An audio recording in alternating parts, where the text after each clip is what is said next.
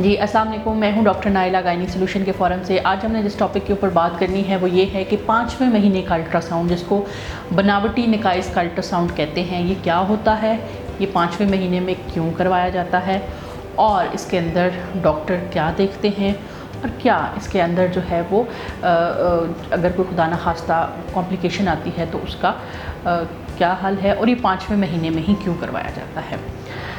मेरी आपसे रिक्वेस्ट है, वीडियो को एंड तक देखिएगा। चैनल को आपने सब्सक्राइब करना है और वीडियो को लाइक करना है और इसको मैक्सिमम लोगों तक शेयर करना है। तो जो 5वें महीने में अल्ट्रासाउंड कराया जाता है इसको कहते हैं एनॉमली स्कैन। एनॉमली का मतलब होता है कि खुदा न खास्ता कोई बनावटी नुक्स, यानी इसमें हमने ये देखना होता है बच्चा 5वें महीने तक उसके तकरीबन तमाम उज़्व बन गए होते हैं। हमने ये देखना होता है कि खुदा न खास्ता इसके अंदर कोई बनावटी नकाइस तो नहीं है। बच्चे का सर से लेके पाँव तक अल्ट्रासाउंड किया जाता है, पूरी डिजिट्स पाँव की उंगलियां तक काउंट की जाती हैं, हाथों की उंगलियां तक काउंट की जाती हैं, दिमाग और खोपड़ी और खोपड़ी के अंदर जो बच्चे का दिमाग होता है उसको देखा जाता है।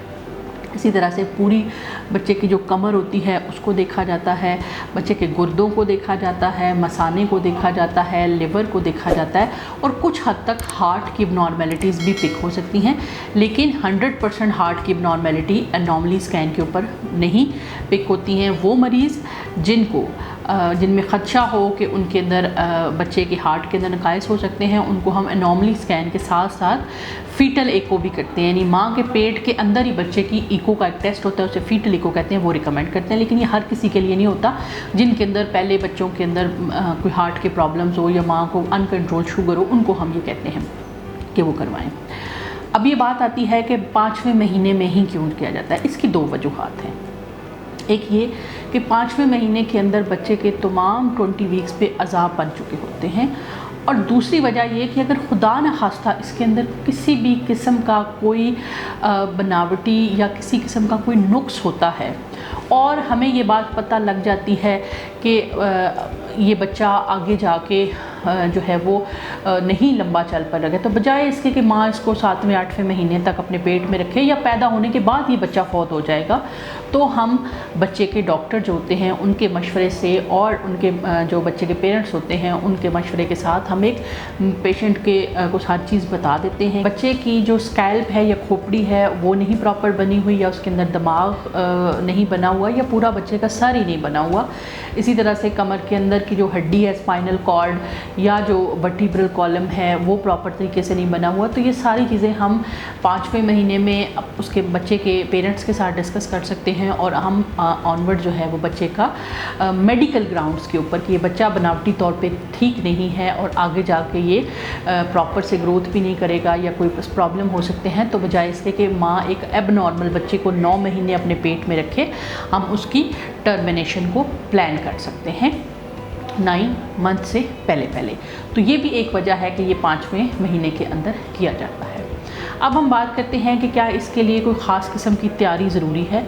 इसके लिए एक तो ये है कि आप अपनी अपॉइंटमेंट बुक करवा के जाएँ, क्योंकि इस अल्ट्रासाउंड के ऊपर तकरीबन 15 से 20 मिनट से बाज़ औक़ात आधा घंटा भी लग सकता है। तो आपकी अपॉइंटमेंट ज़रूर होनी चाहिए ताकि रेडियोलॉजिस्ट बहुत तसल्ली के साथ आपका एनॉमली स्कैन कैरी कर सके। अगर तो सब चीज़ें साफ़ साफ़ नज़र आ रही हैं तो फिर तो जल्दी हो जाता है, लेकिन अगर उसको कोई किसी चीज़ में कोई शक शुबा है तो वो इससे ज़्यादा टाइम लग सकता है। दूसरी बात ये कि इसमें आपको खाली पेट जाने की ज़रूरत नहीं है। आप प्रॉपर अपना नाश्ता खाना या जो भी है वो लेके जाएं, खाली पेट ना जाएं। इसके लिए बहुत सारे डॉक्टर्स ये कहते हैं कि आप अपना पेशाब रोक कर आएँ, क्योंकि आंवल और उसकी जो चीज़ें हैं वो अगर नीचे है तो उस सूरत हाल में पेशाब का रुका होना ज़रूरी है। लेकिन अगर आप बाज़ औक़ात आपने अगर पेशाब रोका हुआ है तो आपका डॉक्टर आपको ये कह भी सकता है कि आप पेशाब अपना यूरिन पास कर लें, ताकि जो है वो ये उसकी चॉइस है। इसी तरह से इसका एक और चीज़ होती है कि अगर खुदा न खास्ता इसके अंदर कोई एबनॉर्मेलिटी आ गई है तो फ़ौरन से परेशान ना हो, अपने डॉक्टर से मशवरा करें। और डॉक्टर जब एक नॉर्मली स्कैन के अंदर जब कोई प्रॉब्लम आता है तो वो सबसे पहले बच्चे वाले डॉक्टर के साथ रब्ता करता है। वो बच्चे वाले डॉक्टर के साथ डिस्कस करता है कि अगर हम इस बच्चे को पैदा करते हैं तो इसकी पैदाइश के बाद क्या कोई ऐसा ऑपरेशन या कोई ऐसा इलाज है जिससे कि ये मसला हल हो जाए, या अगर ये बच्चा पैदा होता है तो क्या ये जो बीमारी है या जो मसाइल नज़र आए हैं अल्ट्रासाउंड के ऊपर, ये उसकी आने वाली फ्यूचर की जो लाइफ होगी उसको कितना मुतासर करेंगे। क्या वो एक माजूर डिपेंडेंट बच्चा होगा या वो टाइम के साथ साथ बेहतर होना शुरू हो जाएगा। फिर वो सारी चीज़ें माँ बाप के साथ डिस्कस कर ली जाती हैं और इस तरह से एक म्यूचुअल डिसीजन बना लिया जाता है। बाज़ पेशेंट जिनकी जैसे अगर कमर में बच्चे की फोड़ा है तो उसका कामयाब ऑपरेशन मुमकिन है, तो हम पेशेंट को ये कहते हैं कि आप इस बच्चे को कंटिन्यू रखें, बच्चे वाले डॉक्टर के साथ हम राब्ते में रहेंगे। जैसे ही ये बच्चा पैदा होगा तो हम इसका प्रॉपर एक ऑपरेट होता है वो करवा लेंगे, तो ये बच्चा बिल्कुल ठीक हो जाएगा। लेकिन अगर वो बहुत ज़्यादा कोई बड़ी वर्स अबनॉर्मेलिटी है तो फिर उसके बाद मिलके एक बच्चे वाले डॉक्टर की सलाह के साथ, माँ बाप की सलाह के साथ हम एक डिसीजन लेते हैं। बेशक ये एक बहुत मुश्किल वक्त होता है पेरेंट्स के लिए, लेकिन जाहिर है कि बजाय इसके कि हम 9 महीने के एंड के ऊपर एक एबनॉर्मल बच्चा पैदा करें, ये कर लेना, स्कैन करवा लेना काफ़ी हद तक बेहतर है। इसके बाद अब हम ये थोड़ी सी बात कर लेते हैं कि नॉर्मली स्कैन के अंदर मेजर कौन कौन सी चीज़ें हैं जो देखी जाती हैं। तो वो मैंने आपको पहले भी बताया है कि बच्चे की स्कैल्प देखी जाती है कि वो पूरी है, जो बेबी के हेड की बोन्स हैं वो पूरी हैं। इसी तरह से जो ब्रेन के जो पार्ट्स हैं वो पूरे हैं, उनके अंदर को जो बहुत ज़्यादा दिमाग के अंदर पानी तो नहीं है, क्योंकि नॉर्मल क्वांटिटी में पानी होता है, जिसको हम कहते हैं कि बच्चे के जो दिमाग होता है उसके अंदर छोटी छोटी पानी की 2 से 3 जगह ऐसी होती हैं जहाँ के नॉर्मल पानी होना चाहिए, इसके अलावा पानी नहीं होना चाहिए। तो वो देख लेते हैं। वेंट्रिकल्स के अलावा अगर कहीं पे पानी हो या वेंट्रिकल्स के ही अंदर पानी बहुत ज़्यादा इकट्ठा हुआ हो तो वो देखा जा सकता है। बच्चे की गर्दन के ऊपर कोई बहुत थायराइड की ग्रोथ या सिस्टिक हाइग्रोमा या कोई और चीज़ तो नहीं है जो है। बच्चे के फीचर्स बिल्कुल ठीक हैं। बाज़ वक़्त बच्चे के लिप के ऊपर एक कट होता है जिसको क्लेफ्ट पैलेट कहते हैं, क्लेफ्ट लिप कहते हैं। इसी तरह से तालू के ऊपर एक कट लगा होता है जिसको क्लेफ्ट पैलेट कहते हैं। कोई इस तरह की चीज़ तो नहीं है। बच्चे का आई बॉल बिल्कुल ठीक है, नोज़ की बोन बिल्कुल ठीक है, जॉ की बोन बिल्कुल ठीक है। इसी तरह से चेस्ट के अंदर दोनों लंग्स सिमेट्रिकल हैं, बैक बोन पूरी तरीके से बनी हुई है, उसके अंदर कोई किसी किस्म की डिफॉर्मिटी तो नहीं है। एब्डोमेन के अंदर अगर हम आ जाएं तो उसके अंदर बच्चे के हम किडनीज़ देखते हैं, दोनों किडनीज़ ठीक हैं। मसाने के अंदर पेशाब इकट्ठा हो रहा है या नहीं हो रहा, अगर मसाने के अंदर पेशाब है तो उसका मतलब है गुर्दे काम कर रहे हैं। मैदे का बबल, गैस्ट्रिक बबल, क्या वो नज़र आ रहा है। बच्चे की जो चेस्ट है उसके अंदर हार्ट के चारों खाने बने हुए हैं या नहीं बने हुए हैं। इसी तरह से हाथों और पाँव की जो टांगों और बाजुओं की जो हड्डियाँ हैं वो पूरी हैं और उनकी जो लेंथ है वो बच्चे की एज के साथ के हिसाब से ग्रो कर रही है। बच्चे के जो पाँव और हाथों की उंगलियां हैं वो बिल्कुल ठीक हैं, डिजिट्स पूरी हैं।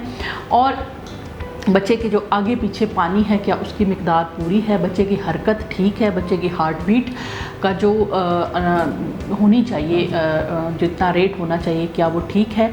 बच्चे की आवल जो इस वक्त बन चुकी है मुकम्मल तौर पे, उसके अंदर जो है वो किसी भी किस्म का कोई चेंज नहीं है और वो बिल्कुल ठीक काम कर रही है। ये वो चीज़ें हैं जो कि एनॉमली स्कैन के अंदर देखी जाती है। कुछ पेशेंट्स के अंदर हम सर्विक्स की लेंथ भी साथ ही देख लेते हैं ताकि कहीं कोई प्री टर्म डिलीवरी का कोई चांस तो नहीं है। तो ये वो चीज़ें हैं जो कि एनॉमली स्कैन के अंदर सारी देखते हैं और इस पर बहुत डिटेल से एक रिपोर्ट बनती है। और ये हर मरीज़ को 5वें महीने पे अल्ट्रासाउंड आपकी गायनेकोलॉजिस्ट रिकमेंड करती हैं। और ये गायनेकोलॉजिस्ट से नहीं बल्कि रेडियोलॉजिस्ट से अल्ट्रासाउंड आपने कराना है, क्योंकि रेडियोलॉजिस्ट इस बात में ट्रेन होते हैं, क्योंकि वो डेली बेसिस पे बहुत सारे अल्ट्रासाउंड्स कर रहे होते हैं, तो हम उनकी रिपोर्ट को ही मानते हैं। बाज़ डॉक्टर इसको बड़ी स्क्रीन के ऊपर अल्ट्रासाउंड कहना भी कहते हैं।